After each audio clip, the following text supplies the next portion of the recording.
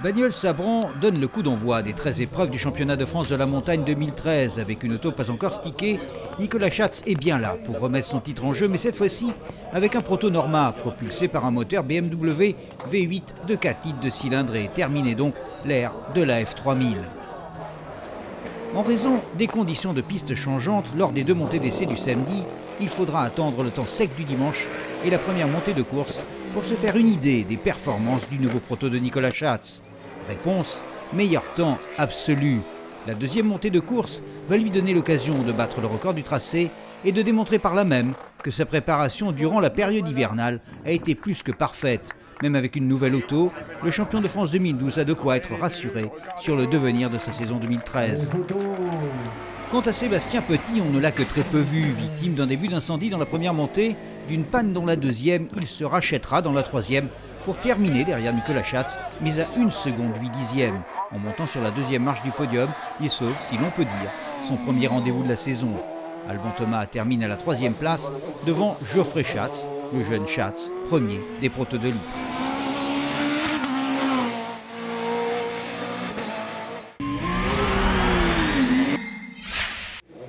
Au col Saint-Pierre, cela va être au tour de Sébastien Petit d'attirer tous les regards. Inscrit au départ avec sa Reynard 95, Petit signe une excellente deuxième montée d'essai en plaçant sa F3000 en haut des feuilles de temps, devant même la redoutable Osella du pilote italien Simone Fagioli.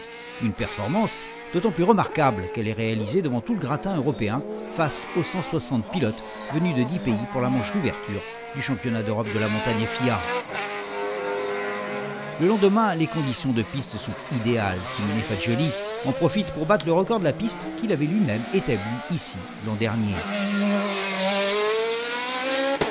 Deuxième derrière l'Italien, Sébastien Petit confirme sa prestation des essais et se classe juste devant Nicolas Schatz. Il prend la tête des pilotes du championnat de France. Derrière Schatz et son proto Norma, on trouve Cyril Franz qui inaugure ici son tout nouveau proto Osella, lui aussi propulsé par un V8 BMW. Un bon début puisqu'il se classe à ce moment-là devant la F3000 d'Alban Thomas. Les deux montées qui vont suivre seront le théâtre d'un bel affrontement entre les deux principaux adversaires au titre de champion de France. Mais au final, Sébastien Petit conserve l'avantage et l'emporte sur Nicolas Schatz. Petit a pris sa revanche au col Saint-Pierre. Il partage la place de leader du championnat avec Nicolas Schatz. Avant de les retrouver à Breschwiller, sachez que Geoffrey Schatz termine premier des protos de litre et qu'en F3, c'est David Guillaumard qui s'est imposé in extremis face à Reynald Thomas.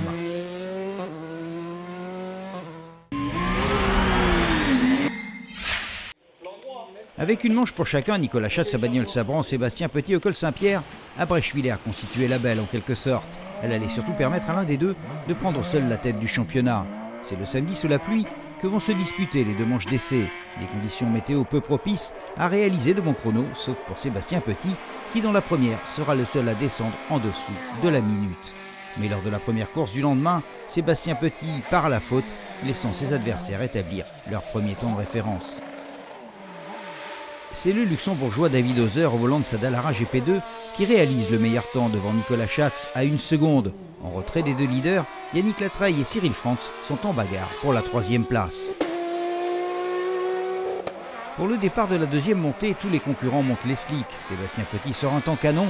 Oubliez la petite faute du matin, il est devant David Oser pour 8 millièmes de seconde. Avec un temps de référence de 49,479, il a pris une solide option pour la victoire. C'est ce que tout le monde croit à ce moment-là. Mais c'était sans compter sur le formidable regain d'énergie dont allait faire preuve Nicolas Schatz. Avec un chrono époustouflant de 48 secondes 15 millièmes, il surclassait tous ses adversaires et battait le record du tracé au terme d'un week-end où on ne l'attendait plus. Nicolas Schatz, Sébastien Petit, David Oser, un final à suspense avec 3 pilotes qui terminent dans la même seconde.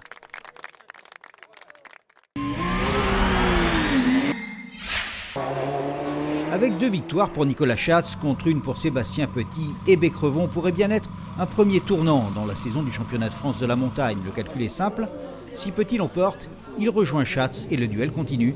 Dans le cas inverse, Nicolas Schatz se détache au classement provisoire. La première montée de course confirme la domination de Nicolas Schatz aux essais, même si le champion de France réalise un moins bon chrono.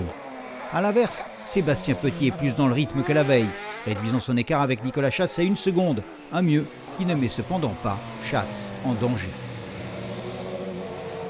Les temps vont s'améliorer lors de la deuxième montée, à tel point que Nicolas Schatz va battre son propre record de 14 centièmes de seconde, creusant ainsi définitivement l'écart sur Sébastien Petit. À cause d'une piste maculée d'huile suite à la sortie de route d'un concurrent, la troisième ascension sera annulée. On en restera donc là, avec la victoire de Nicolas Schatz, la deuxième place pour Sébastien Petit et la troisième pour Alban Thomas. Nicolas Schatz a pris le large au championnat. En terminant au pied du podium, Cyril France s'en sort bien quand on sait qu'il n'aura disputé qu'une seule montée, son Osella ayant refusé pour la première de sortir du stand à cause d'un manque de pression d'huile. La lutte pour la suprématie en F3 a été rude, comme d'ailleurs à chaque fois depuis le début de la saison. La Salle, Pieux, Post, Sapin, le Britannique, Buckingham, Debar, Crégnot, tous se sont bagarrés au 10e pour au final laisser la victoire à Bertrand Lassalle. Mentionnons encore une fois la domination de Geoffrey Schatz en proto 2 litres. Direction maintenant La Pommeraye, 5e rendez-vous de la saison.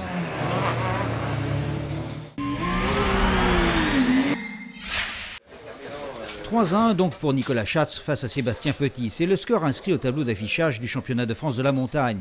La 5e rencontre à La Pommeraye s'avérait être de toute première importance pour Sébastien Petit, qui devait impérativement l'emporter pour recoller au score. Mais hélas, pour le pilote de la F3000, une sortie de piste à la chicane dès les essais du samedi ruine tous ses espoirs. Il doit abandonner.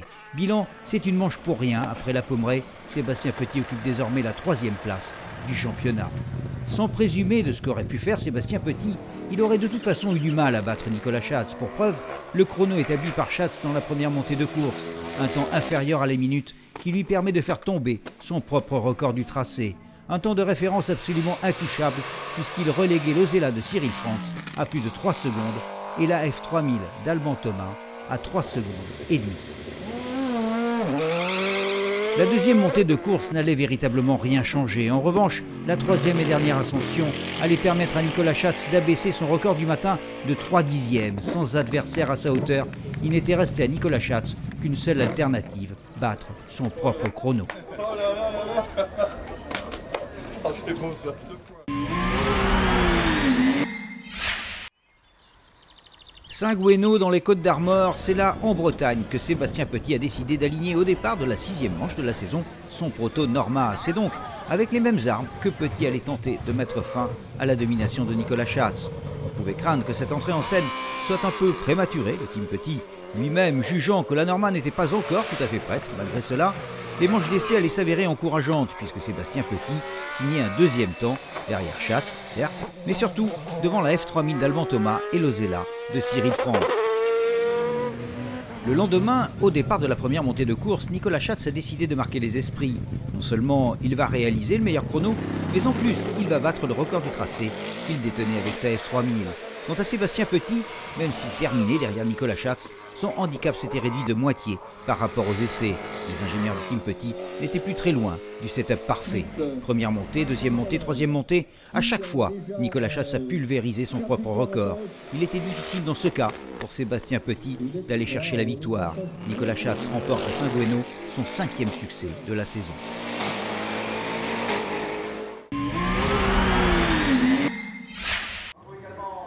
La course de côte des Beaujolais Villages constitue pour Nicolas Schatz un rendez-vous à domicile ou presque. Dès la première montée de course, Nicolas Schatz tue tout suspense. Avec un chrono de 1 minute 30 secondes 10 millièmes, il pulvérise son propre record de la piste. Parti en pneus usagés, Sébastien Petit profite de cette première ascension pour régler sa Norma. Il va donc falloir attendre la montée suivante pour savoir s'il a les moyens de contrer Nicolas Schatz. 2 secondes à reprendre sur Nicolas Schatz, tel est le défi à relever. Hélas, Sébastien Petit ne parviendra pas à revenir sur Schatz.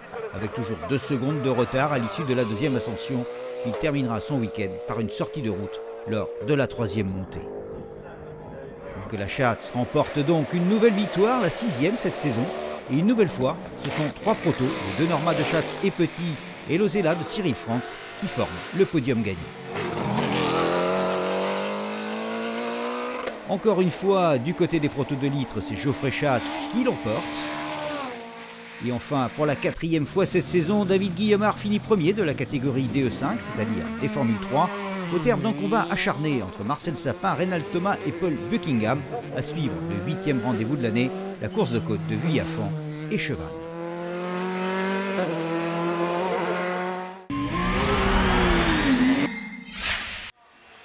On On espérait que Sébastien Petit aurait le temps de réparer sa Norma après sa sortie de route au Beaujolais. Eh bien oui, le team Petit a travaillé dur pendant 2 semaines pour être au départ à Vuillafan.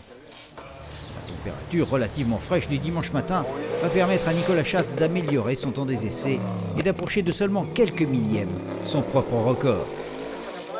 C'est devant un public tout acquis à sa cause que l'enfant du pays, que Cyril Frantz, parvient à s'emparer de la 2e place devant son Sébastien Petit d'1 seconde et demie. Il se profile donc un duel pour l'attribution de la 2e place entre Frantz et Petit, Schatz étant lui hors du coup avec une avance de plus de 3 secondes sur Cyril Frantz. Et c'est ce qu'il va se passer. Sébastien Petit hausse le rythme pour au terme de la 3e montée passer devant Cyril Frantz et s'emparer de la 2e place. Alban Thomas va lui aussi effectuer une très belle dernière ascension pour finir sur les talons de Sébastien Petit et prendre une 3e place que l'on pensait acquise à Cyril Frantz.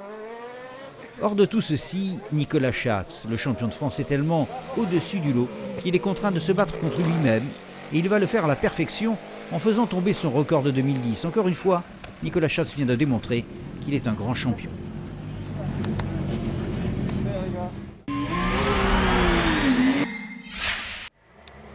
Avec son tracé court, ses nombreux virages serrés et avec ses conditions d'adhérence très précaires, Dunière présente cette particularité d'être redouté par tous les pilotes. Mais on va le voir, ce n'est pas à cause de sa spécificité que les favoris dans cette course vont être mis en difficulté. C'est sous une chaleur caniculaire qu'est donné le départ de la première montée de course. Nicolas Schatz est bien décidé à faire un temps et il y parvient, améliorant d'1 seconde celui des essais pour approcher à seulement 5 dixièmes le record de Lionel Régal. Mais les choses vont en rester là à cause d'un violent orage qui va éclater lors de la 2e montée, rendant impossible la poursuite du meeting. Nicolas Schatz s'impose donc devant Sébastien Petit qui termine à 6 dixièmes de seconde. Alban Thomas complète le podium. Au classement Scratch, Yannick Latreille termine à la 4e place devant Geoffrey Schatz, une nouvelle fois premier des protos de litre.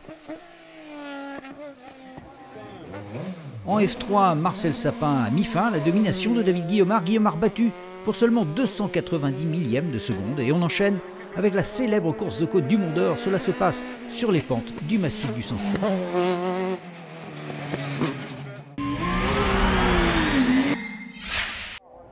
53e édition de la course de côte du Mont d'Or. Disputée début août, la Manche auvergnate compte à la fois pour les championnats d'Europe et de France de la montagne.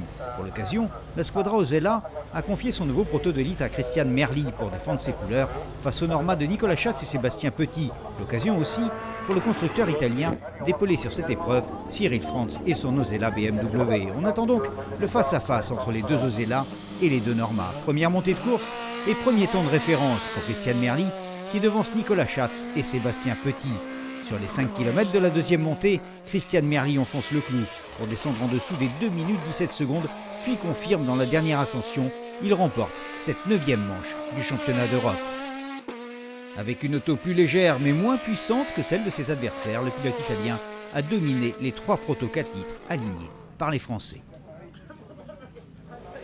Pourtant bien parti aux essais, Nicolas Schatz a raté ses montées de course. Il termine 2e derrière le pilote italien, un résultat bien loin de ses ambitions affichées au départ. En terminant premier des Français, devant Sébastien Petit et Alban Thomas, Nicolas Schatz s'est rapproché du titre de champion de France. Le sacre va avoir lieu à Champs-Rousse 15 jours plus tard.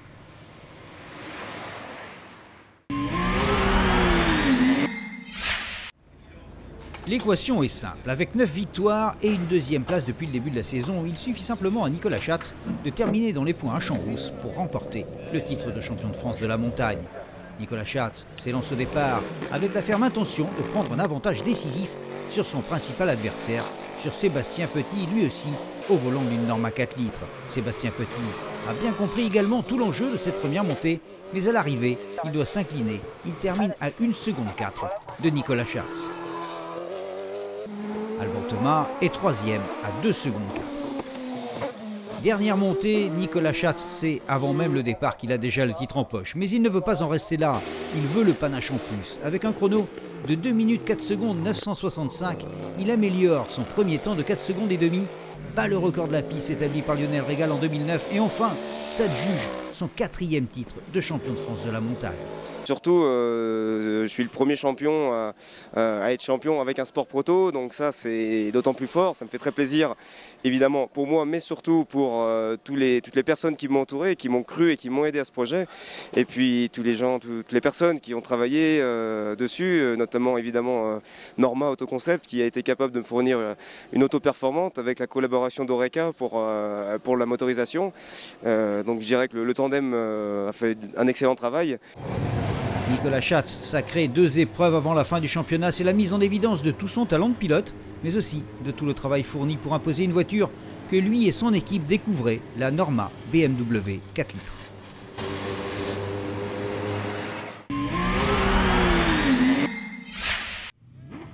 Pour son avant-dernier rendez-vous de la saison, le champion de France de la montagne 2013 a bien l'intention, même si ce n'est plus que pour la gloire, de continuer sur sa lancée avec une nouvelle victoire à Turckheim. Suite aux fortes averses de la veille, la première montée de course du dimanche matin ne sera pas significative, même si Nicolas Schatz réalise le temps de référence, un temps qui sera très largement amélioré l'après-midi sur une piste redevenue sèche. Dans la deuxième ascension, tous les pilotes abaissent leur chrono de presque 10 secondes pour Nicolas Schatz et Sébastien Petit, mais l'écart entre les deux pilotes demeure important, plus de 2 secondes en faveur du champion de France.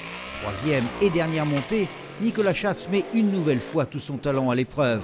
Il en termine avec une 11e victoire cette année et s'adjuge en prime le record du tracé détenu jusque-là par Lionel Régal. On termine avec 2 résultats. Le premier, la victoire en proto 2 litres de Geoffrey Schatz. Et le deuxième, la nouvelle victoire de David Guillaumard qui bat Reynald Thomas et Stéphane Kraft pour quelques petits dixièmes de seconde. Le dernier rendez-vous avec la montagne, c'est à suivre et c'est à Limonest, près de Lyon.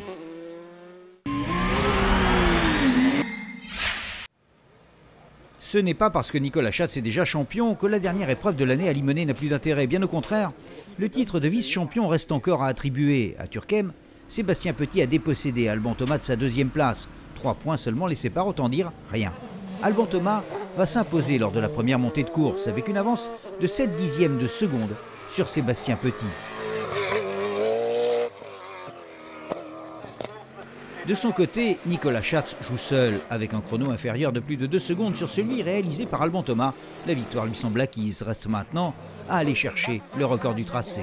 Si Alban Thomas et Sébastien Petit n'améliorent pas leur temps lors de la 2e montée, en revanche c'est la 3e, la dernière ascension de l'année, qui va donner le nom du vice-champion de France. Sébastien Petit réussit à descendre son chrono du matin de 3 dixièmes, mais cela est insuffisant, d'autant qu'Alban Thomas fait mieux lui aussi. C'est donc Alban Thomas qui termine devant Sébastien Petit. Nicolas Schatz, Alban Thomas, Sébastien Petit, c'est le podium final du championnat de France de la montagne 2013 dans la catégorie sport. Nicolas Schatz remporte à Limonest une nouvelle victoire, sans toutefois réussir à battre son propre record.